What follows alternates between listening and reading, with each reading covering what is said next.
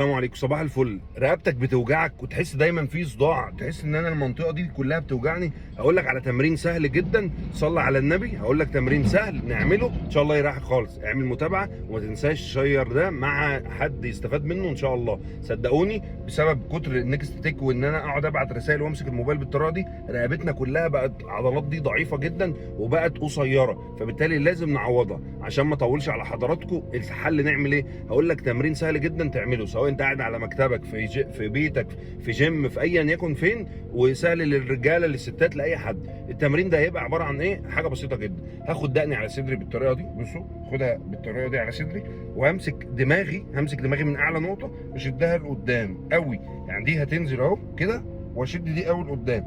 هتحس ان الفقرات دي كلها بتتشد، الفقرات اللي ورا دي كلها بتشد. يعني بصوا بالطريقه دي اهو، بصوا كده اهو، اشد دي قوي على صدري وانزل بدي قوي لتحت. هتحس ان الفقرات دي كلها، 7 فقرات اللي فوق دول كلهم بيتشدوا لحد نص ظهري، تحس في شد كده. اثبت على الحركه دي 30 ثانيه، صدقني بعد 30 ثانيه من اول مره هتحس بفرق رهيب بامر الله. ولو حسيت بفرق ابعت لي، انا حسيت بفرق. اني احبكم في الله. السلام عليكم ورحمه الله.